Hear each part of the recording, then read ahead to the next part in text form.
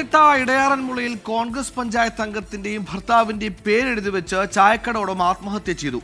പഞ്ചായത്ത് അംഗമായ രമാദേവിയുടെ കെട്ടിടത്തിലായിരുന്നു 2 വർഷം മുമ്പ് വരെ ബിജു കട നടത്തിയിരുന്നത്. ഇവിടെ നിന്ന് ബലമായി ഇറക്കിവിട്ടെന്നും മാനസിക സമ്മർദ്ദത്തിലാക്കിയെന്നും ബിജുവിന്റെ ഭാര്യ ഷൈജ പറയുന്നു. എന്നാൽ ആരോപണം പഞ്ചായത്ത് അംഗം രമാദേവി തള്ളിക്കളഞ്ഞു.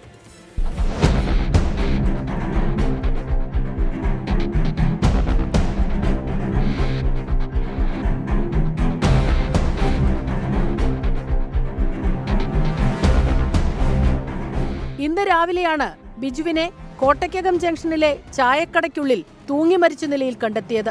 കോൺഗ്രസ് പഞ്ചായത്ത് അംഗമായിരുന്ന രമാദേവിയുടെ കെട്ടിടത്തിലായിരുന്നു മുൻപ് ബിജു ചായക്കട നടത്തിയിരുന്നത്. 2 വർഷം മുൻപ് പുതിയ സ്ഥലത്തേക്ക് മാറുകയും ചെയ്തു. എന്നാൽ തന്റെ മരണത്തിനുത്തരവാദി രമാദേവിയും ഭർത്താവുമാണെന്നാണ് ആത്മഹത്യാക്കുറിപ്പിൽ പറയുന്നത്.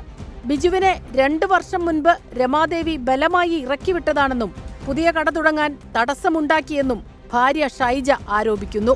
ഞങ്ങളെ കടയ്ക്ക് ലൈസൻസ് എടുക്കാൻ സമ്മതിക്കാതെയും കറണ്ട് എടുക്കാൻ സമ്മതിക്കാതെയൊക്കെ ഒരുപാട് നിരോധിച്ചതാണ്. പിന്നെ ഇന്ന് രാവിലെ ഇവർ തമ്മിൽ എന്തെങ്കിലും വിഷയം ഉണ്ടായോ എന്നുള്ള കാര്യം എനിക്കറിയത്തില്ല. വെളുപ്പിനെ 3:30 ആയപ്പോൾ ഇവിടുന്ന് ഇറങ്ങിപ്പോയത്. 6 മണിക്ക് അവിടെ കടയുടെ അവിടെ വെളിയിൽ നിൽക്കുന്ന കണ്ട ആൾക്കാരുമുണ്ട്. എന്നാൽ ആരോപണങ്ങൾ പഞ്ചായത്ത് അംഗം രമാദേവി നിഷേധിച്ചു.